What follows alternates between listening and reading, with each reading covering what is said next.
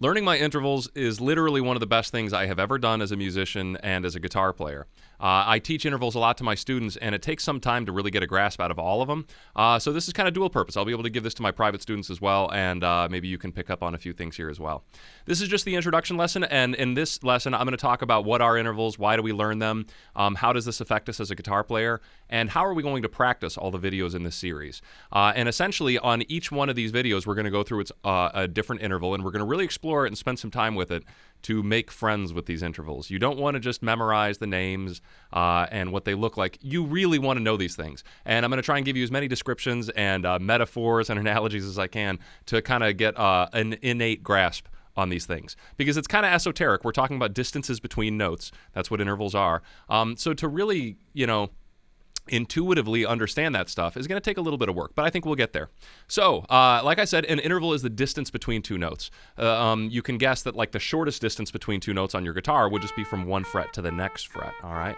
And that distance has a name. We call it a minor second. And so on and so on. For a 2-fret gap, that has a name, a 3-fret gap, a 4-fret gap. And by memorizing what these distances sound like, you all of a sudden now have labels that you can kind of apply to these things, and you can start hearing them and recognizing them more often. For example, if you're trying to learn a song and you hear a guitar riff, you might all of a sudden start recognizing, hey, he's playing a perfect fourth interval because you've practiced that. So when you get down to your guitar, in order to learn that song, you already know what he's doing. You already know what a perfect fourth sounds like and what it looks like on your guitar, all right? So we are going to be using our guitar to learn about intervals and to memorize these intervals, but this applies for any instrument. So intervals aren't for just guitar. It's for saxophone, didgeridoo, hammered dulcimer, you name it. You're going to be able to use this interval concept in any instrument you play. However, we really will be focusing on how it applies to our guitar, because I'm a guitar player and I like applying all this music theory. And without knowing how it fits onto my instrument, I'm kind of left with just, having a better ear, which is another result of intervals. But really, in my experience, once these intervals really sank into me, I felt kind of like Neo in the Matrix. Like all of a sudden I had access to all this musical stuff that I didn't have before. So I want to really stress that this isn't something you're born with. Recognizing notes and having a good ear, some people are born with it. I certainly wasn't, though, and I developed that, and it all started by working with my intervals, okay?